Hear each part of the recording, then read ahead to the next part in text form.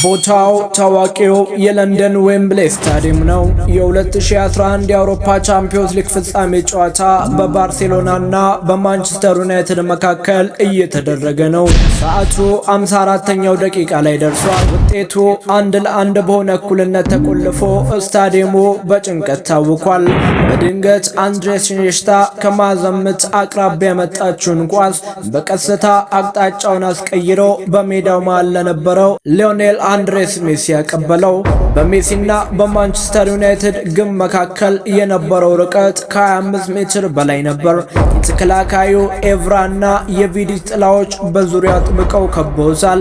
በዛች ቅጽበት ሜሲ ኳሷን ልክ እንደ ማግኔት ከእግሩ ጋር አጣበቃት። አንድ እርምጃ ወደፊት እንደተራመደ ሳይጠብቅ የቀኝ እግሩን መሬት ላይ ተክሎ በግራ እግሩ ኳሷን ልክ እንደ ቀስት ወረወራት።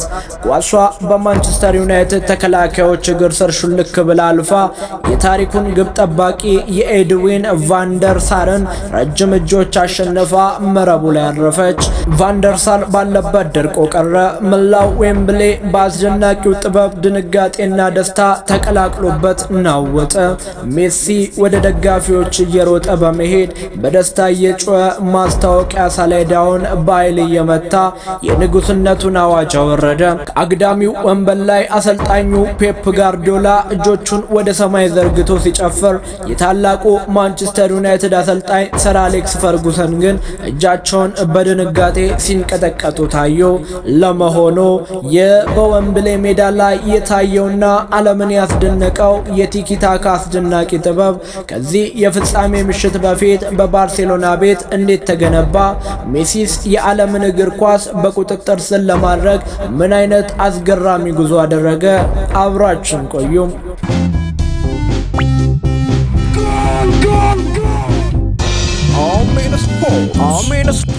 ያ በዌምብሌ ስታዲየም የታየው ፍጹም የበላይነት በአንድ ምሽት የተፈጠረ ተአምር አልነበረም። ይልቁንም በባርሴሎና ታዋቂው የታዳጊው አካዳሚ ውስጥ ለዓመታት የተጠነሰሰ የሳይንስና የጥበብ ውጤት ነበር። አሰልጣኙ ፔፕ ጋርዲዮላ የባርሴሎናን መንበር ሲረከብ እግር ኳስን ወደ አዲስ የፍልስፍና ከፍታ አሻገረው። የፍልስፍና ቲኪታካ ተባለ። ትርጉሙም ቀላል ግን እጅግ ጥልቅ ነበር።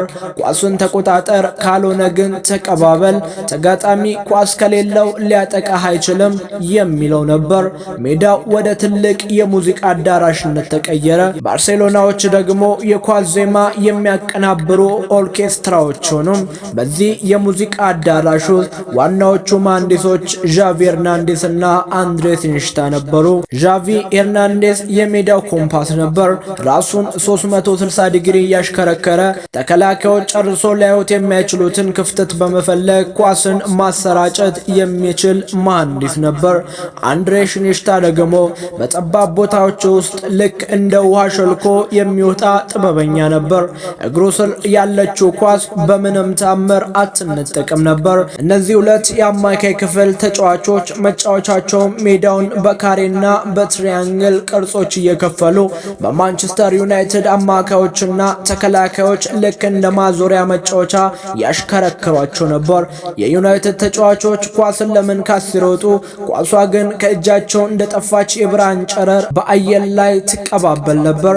ነገር ግን የሁሉ የኳስ ቅብብል ማዕበል የመጨረሻ መረሻውና ገዳይ መርዙ አንድ ሰው ነበር፣ ሊዮኔል አንድሬስ ሜሲ። ጋርዲዮላ ሜሲን ከቀኝ መስመር አንስቶ በሜዳው መሃል ፎልስ ናይን በሚባል ሚና ላይ ሲያስቀምጠው የዓለም እግር ኳስ መከላከያ ግንቦች በሙሉ መናት ጀመሩ። ያ በዣቪና በኢኒየስታ የተጀመረው የኳስ ቅብብል ማዕበልና በሜሲ አስደናቂ ጎል የታጀበው የበላይነት በማንቸስተር ዩናይትድ ተከላካዮች ላይ ከባድ የስነ ልቦና ስብራት ጥሎ አልፏል። የሜሲን ሁለተኛ ጎል ተከትሎ ባርሴሎናዎች ጨዋታዎቹን ሙሉ በሙሉ የራሳቸው የልምምድ ሜዳ አደረጉት። የሰር አሌክስ ፈርጉሰን ተጫዋቾች ኳስን ፍለጋ ሲሮጡ ክንፋቸው የዛለ ወፎች ይመስሉ ነበር። በ69ኛው ደቂቃ ላይም ዴቪድ ቪላ ከሳጥን ውጭ ያገኘውን ኳስ ልክ እንደ ቀስት ወደ መረብ በመውሰድ ሶስተኛውንና የመጨረሻውን የሞት ፍርድ በዩናይትድ ላይ አወረደ። ጨዋታው 3-1 በሆነ ፍጹም የበላይነት ተጠናቀቀ። ሰር አሌክስ ፈርጉሰን ከጨዋታው በኋላ በሰጡት ታሪካዊ መግለጫ ላይ እንዲህ ብሎ ነበር። በአሰልጣኝነት ዘመኔ ከገጠምኳቸው ቡድኖች ሁሉ የኛው የባርሴሎና ስብስብ ታላቁና የማይበገረው ቡድን ነው። ማንም ሰው ከነሱ ጋር ሊወዳደር አይችልም ሲሉ ተደምጠዋል።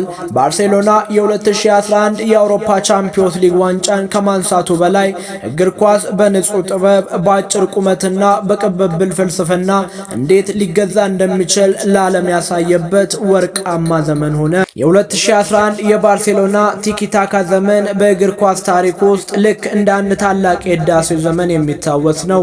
ሊዮኔል ሜሲ፣ ዣቪ፣ ኢኔሽታና ፔፕ ጋርዲዮላ በአንድ ላይ በመሆን እግር ኳስን ከስፖርትነት ወደ ውብ ጥበብ፣ ከኃይል ጨዋታነት ወደ ሳይንሳዊ ፍልስፍና አሻግረውታል። ይህ ስብስብ ዛሬም ድረስ በብዙሃኑ ዘንድ በእግር ኳስ ታሪክ የታየው የምንጊዜም ምርጡና ፍጹሙ ቡድን ነው ተብሎ በወርቅ ቀለም ይወሳል። ውድ የአሜን ስፖርት ተከታታዮች ለዛሬ የነበረን ቆይታ ይህን ይመስል ነበር። እስከ መጨረሻው አብራችሁን ስለቆያችሁ እናመሰግናለን። ቸር ሰንብቱ።